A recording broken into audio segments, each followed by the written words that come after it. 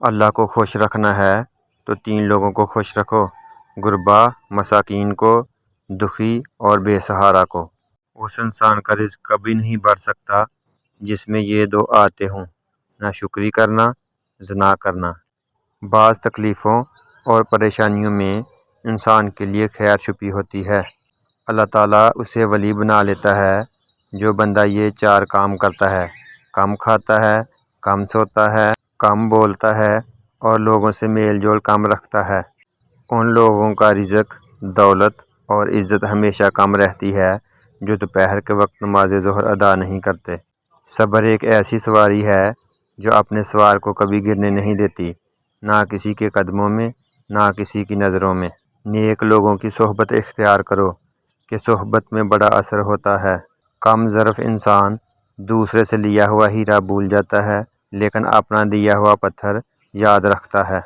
کسی نے مولا رومی سے پوچھا کہ میرا دل تو بہت چھوٹا ہے اور دنیا کا غم بہت بڑا ہے، اسے میں اپنے دل میں کیسے سما سکتا ہوں؟ مولانا نے کہا، تمہاری آنکھیں بھی تو بہت چھوٹی ہیں، وہ تو ساری دنیا سما لیتی ہیں۔ جب دل کی آنکھ کھل جائے تو پھر تو ایسا سمندر بن جائے گا جس میں موتی پیدا ہوتے ہیں۔ 3 قسم کے لوگوں کو مسکرا کر دیکھا جائے تو رزق میں اضافہ ہو جاتا ہے: والدین کو، استاد کو اور بزرگوں کو۔ جب تو مرض میں مبتلا ہوتا ہے تو اپنے گناہوں کی معافی مانگتا ہے، یہ اس بات کا ثبوت ہے کہ تیری بیماری نے تجھے غفلت سے جگا دیا ہے۔ تیرے سامنے دشمن اور ایک بیوقوف دوست کا ہاتھ ہو تو بہتر ہے تم دشمن کا ہاتھ تھام لو۔ ذہین انسان زندگی میں 3 چیزوں سے دور رہتا ہے: جوانی میں ہوس سے، بلوغت میں جھگڑے سے اور بڑھاپے میں لالچ سے۔ غم مت کریں، جو چیز آپ سے چھن گئی ہے وہ کسی اور شکل میں آپ کو ضرور ملے گی۔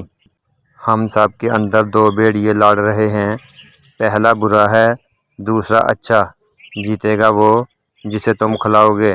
سنو ورنہ تمہاری زبان تمہیں بہرا کر دے گی۔